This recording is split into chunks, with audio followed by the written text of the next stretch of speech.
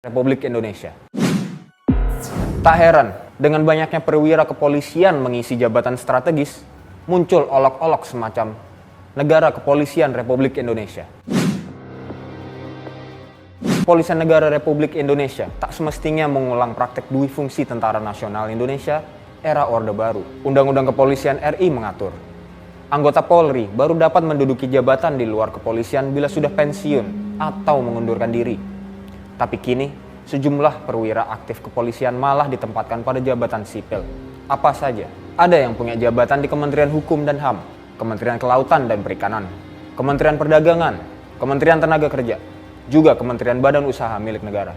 Beberapa di antaranya merangkap jabatan menjadi komisaris perusahaan plat merah yang tak ada sangkut pautnya dengan kepolisian.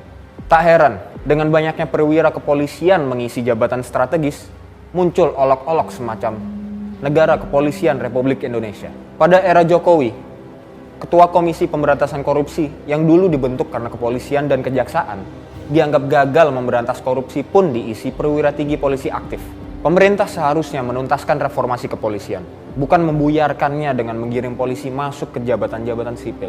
Masuknya mereka ke berbagai lembaga mengindikasikan pemerintah cenderung menggunakan polisi sebagai instrumen kekuasaan. Kebijakan itu sekaligus menunjukkan ketidakprofesionalan Polri sebagai alat keamanan negara seperti amanat undang-undang. Alasan penempatannya juga sedikit janggal. Pemerintah beralasan banyak perusahaan negara yang menghadapi konflik lahan, tumpang tindih perizinan, hingga isu sosial di masyarakat.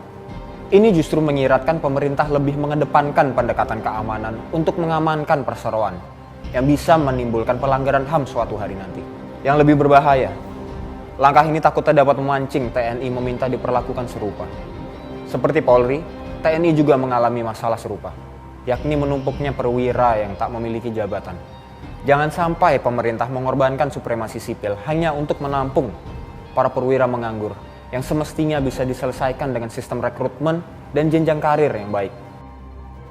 Kekhawatiran itu tak mengada-ngada ketika Menteri BUMN Erick Thohir merekrut Jenderal Polisi menjadi komisaris perusahaan negara.